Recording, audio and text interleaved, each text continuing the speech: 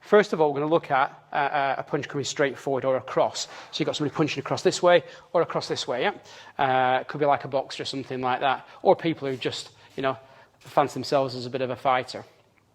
We're going to look at the techniques from here.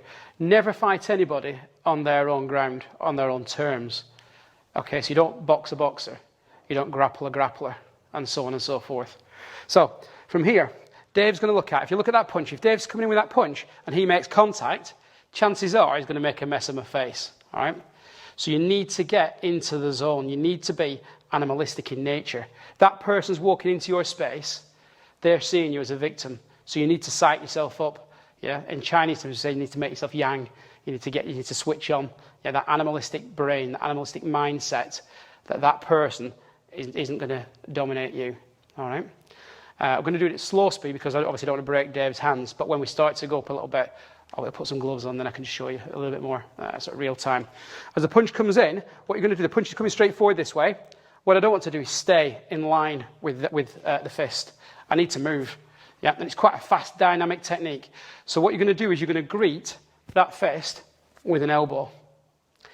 If your accuracy isn't there and you miss it, don't worry too much because we're going to be going in and dominating. The important thing is you don't get hit with this fist.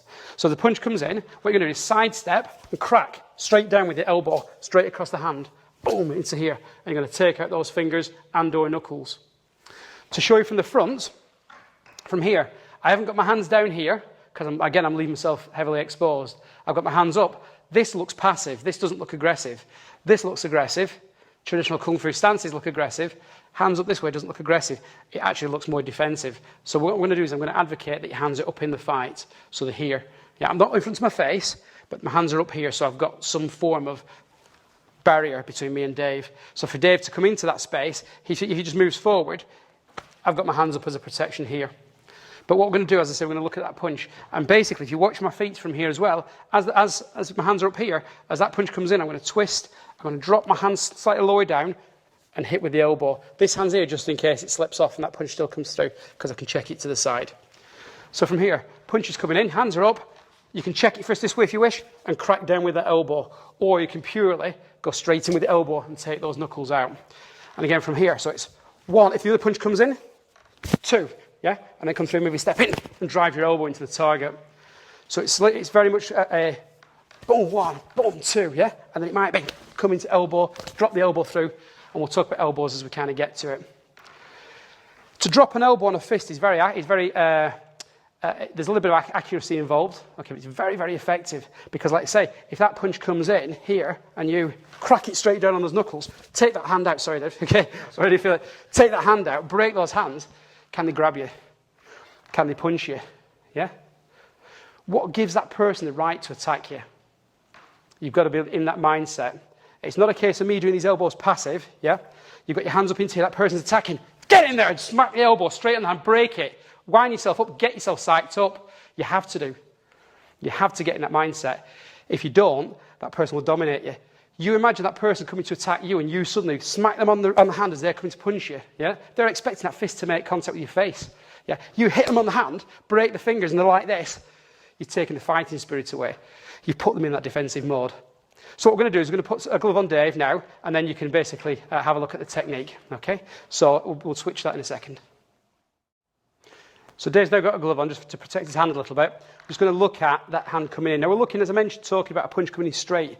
Like I say, like a boxer's jab or a cross coming across this way. One that's going to hit and come in straight into the target, all right? So if you've got in that stance, like punching this way, somebody maybe who fancies themselves as a bit of a boxer or who's done a little bit of training. Interestingly enough, just from a psychological point of view, you tend to find people who are professionally trained don't go out fighting in the most part. It's kind of a bit of a reverse sort of psychology, really. People who are well-trained mixed martial artists, well-trained martial artists, well-trained boxers, tend not to go and kick off on the street. It's really unusual, that, really, but that's what happens. People who've done a little bit of training, yeah, are the ones that tend to want to go and scrap and fight outside. So it's just understanding that. So these techniques are designed against, in the most part, somebody who is maybe done a bit of training, somebody who fancies himself as a fighter, or just a downright, nasty, bully type of person, just likes fighting with people. All right, and they're going to realise that they've attacked the wrong person when they attack you. So from here, your hands are up. We'll do it slow time first, then we'll pick up speed. So it's into here, in, and drop your elbow straight across. And as you can see from here, that hit the hand into here. What happens from here? If I miss that, and I miss it, and I mistime it, I've still shifted my body off line. So from here now, yeah, this is still deflected. This is still out the way. I haven't been hit by it. And that's key, all right? So from here, as it comes in, and you hit the hand. And you can see there, even though Dave's got a glove on, yeah, that making contact to the hand can still cause damage to his hand. People outside are going to wear gloves, obviously. But crack it into there, make him think twice. So into here again, in. Yeah, you can see that the hand recoil. Without that glove on, that's going to damage that hand, all right? So it's understanding that. But like I say, if you end up slipping off and not getting it, and I come here, I've still checked it. And then what we need to do is look at what's going to happen next. What would happen if the person throws a punch and doesn't make contact? Naturally, they're going to retract that hand and they're going to be coming in with the other one. So in slow time, it'd look something like this. In, I've slipped off, it's not come in, boom, into here. And then maybe go into here, pop the elbow, the number of things you can do. But importantly, is we're looking at making contact. It comes in here, yeah?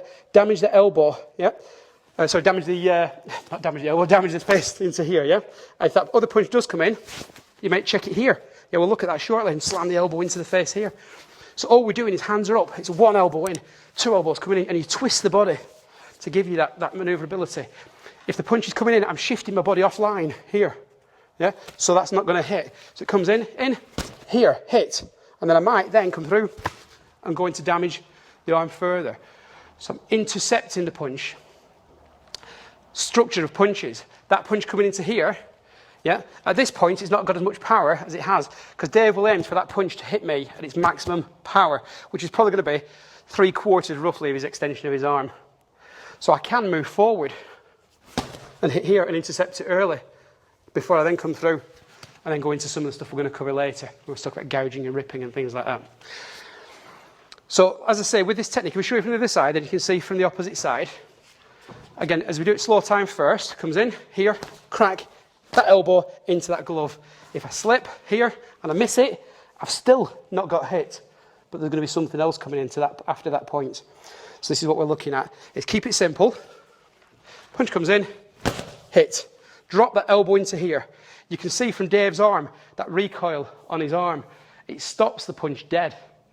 And without that glove, it's going to break that fist. Break that fist, his fighting spirit's gone, game over, yeah? All right, I don't know if any of you have ever broken your hand. It is, but it's pretty painful. Okay, so again, one more time. In. Okay, and you can see. It's not pleasant with the glove. Yeah, it's not pleasant even with the glove. It stops it. You're right. Yeah. Okay, yeah. It does the job, but you've got to be fired up, yeah?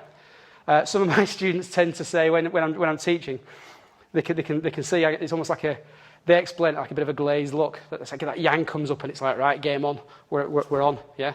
You've got to get fired up. That's really important, yeah? It's no good that punch coming in and you kind of just being, yeah, hit this, and then you're still sort of being placid about it. They have no right to attack you, yeah? They have no right to attack you, so you need to stop them. And if I can stop them with one elbow, great, no problem. If I need to do more, I'll do more, yeah? But get fired up. Comes in, bam, break that hand into here. Then we're going to other stuff which we're going to look at later. Different mindset. Yeah, we're not talking about classroom type teaching now. We're talking about fired up, ready to go, ready to intercept and destroy the limb. So this is the first one, looking at the elbows. Passive guard. Get your feet pointing toward your target. No point in having your foot back here, because what we'll talk about is vulnerabilities of leaving yourself in a bad position. If I'm in here like a boxing type of stance this way, I love fighting boxers because I like to fight dirty. Yeah. If we're fighting into this position here and their back foot's out here because they want to move forward, where's my target? They've exposed tons of things on the inside of the leg. That's going to be what I'm going for. Dave, as I mentioned, very skilled martial artist, been teaching for many, many years. We've been friends for a long, long time. Yeah, so you'll probably find Dave won't stand like that. He'll be standing with his feet forward how you want to be for combatives. But if you see anybody who's got that back foot pointing out there, it's like alarm bells ringing. That's my target. That's what I'm going for. And when we look at vital areas later on in the DVD set, we'll discuss that a little bit more. So it's the first technique, intercepting that jab or cross punch.